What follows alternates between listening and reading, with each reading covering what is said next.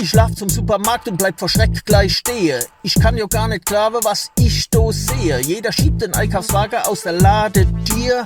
Alle voll bis over hier mit Klopapier. Ich geh rein und seh bloß Leid mit Panik im Gesicht. Die suchen alle Klopapier, finden es aber nicht. Ich frage Angestellte, was geht bei euch ab?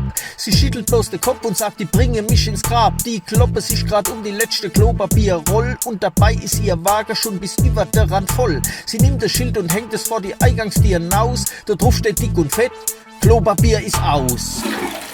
Die Regale sind leer, die Leute stehen Schlange vor der Tür. Die Not ist unbeschreiblich, mancher wird zum Tier. Bevor ich ganz den Glaube an die Menschheit verliere, gebt der Leid doch endlich wieder Klopapier. Klopapier.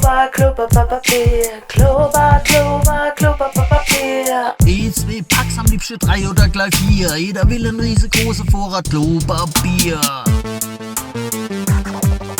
Dann hab ich so einen Hamsterer direkt angesprochen. Die Rolle in deinem Wagen reiche doch für 50 Wochen. Ich steht gern wissen, was er mit dem Zeug anstellt.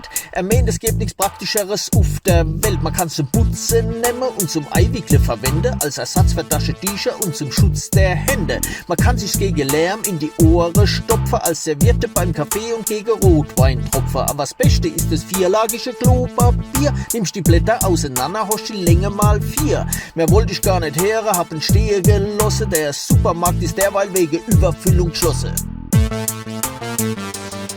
Die Regale sind leer, die Leute stehen Schlange vor der Tür. Die Not ist unbeschreiblich, mancher wird zum Tier. Bevor ich ganz den Glaube an die Menschheit verliere, gebt der Leid doch endlich wieder Klopapier. Klopapier. E2 Packs am liebsten 3 oder gleich 4. Jeder will einen riesengroßen Vorrat Klopapier. Klopapier. Aber wenn ich den Grund nicht ganz kapier, jeder braucht einen riesengroßen Vorrat Klopapier.